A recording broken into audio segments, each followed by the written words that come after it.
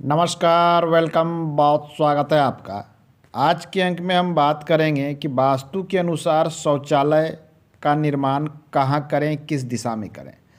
आपका घर जैसा भी हो, जिस भी दिशा का हो, जिस भी मुख का हो, चाहे आपने उत्तर दिशा का बनाया है या हो सकता है आपका घर दक्षिण मुखी हो या पूर्व मुखी हो या पश्चिम मुखी हो, वास्तु के अनुसार सभी चीज़ों का स्थान तय है जो दिशाओं के साथ या मुख के साथ बिल्कुल नहीं बदलता। हाँ, कुछ सामंजस्य अवश्य बैठाए जाते हैं।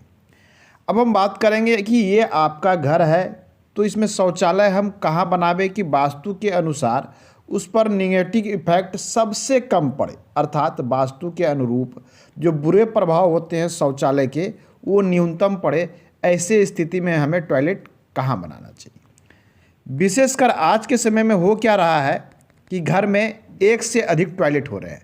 प्राचीन समय में एक टॉयलेट होता था, वो भी घर के कंस्ट्रक्टेड एरिया के लोग बाहर में निर्माण करते थे, परंतु आज के समय में घर के अंदर निर्माण कर रहे हैं और अब तो लोग बेडरूम के भी अंदर या अटैच्ड निर्माण करने लगे हैं।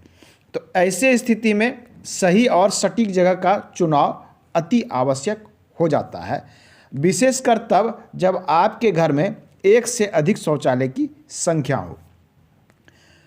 चलिए, शौचालय का सही स्थान, इससे पहले जान लें कि कहाँ निर्माण हम बिल्कुल नहीं कर सकते। ब्रह्म स्थान में बिल्कुल निर्माण शौचालय का ना करें। ईशान कोण वाले क्षेत्र में बिल्कुल भी शौचालय का निर्माण ना करें।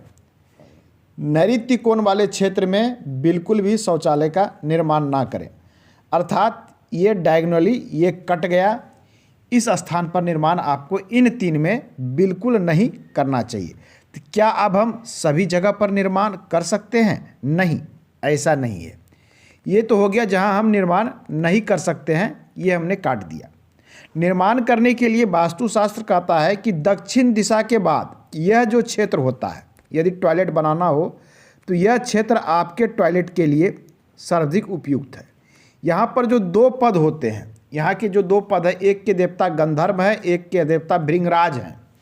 भृंगराज और गंधर्व देवता वाले पद पर हम टॉयलेट बना सकते हैं, शौचालय का निर्माण कर सकते हैं। तो यह दो पद जो है यहाँ पर निर्माण किया जा सकता है। और देखने वाली बात है कि ये दोनों पद दो दो पद के होते हैं, चूँकि टोटल वास्तु में 81 पद होता है। तो क्या केवल दक्षिण में शौचालय बनाया जा सकता है? नहीं। शौचालय के लिए पश्चिम के बाद एक आता है असुर, एक आता है शोष। असुर एवं शोष जो यहाँ पर दो असुर हैं, एक असुर जिनका नाम है, एक शोष उस असुर का नाम है, यहाँ पर दो पद को धारण करते हैं।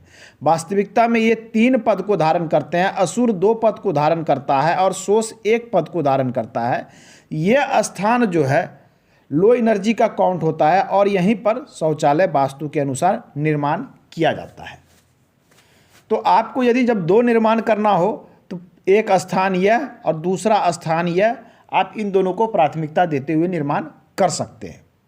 कुछ लोग कहेंगे कि हमारा एडजस्टमेंट नहीं हो पा रहा है, टॉयलेट की संख्या 2, 3, 4 चाहिए। ऐसी स्थिति में हम क्या करें?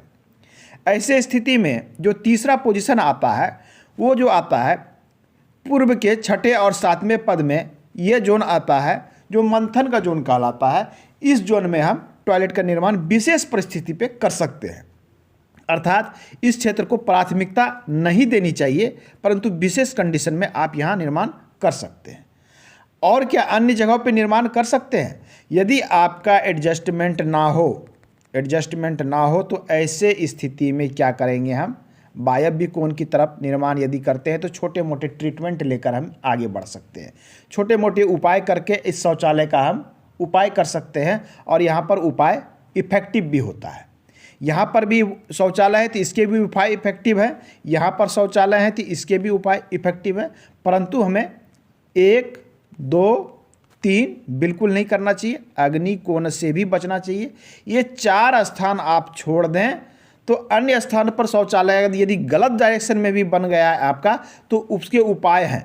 यहाँ पर तो बिल्कुल नहीं, यहाँ पर बिल्कुल नहीं। अन्य जगह पर उपाय इफेक्टिव भी है और कार्य भी करते हैं, परंतु आप नया निर्माण कर रहे हो तो बिल्कुल सटीक जगह पर आप शौचालय का निर्माण करें। पुराना निर्माण है तो अन्य जगह पर शौचालय है तो उसके कुछ उपाय है, सरल उपाय है, उसे अपनाकर आप उसके दोष को दूर कर सकते हैं। आज के अंक में इतना ही, धन्यवाद।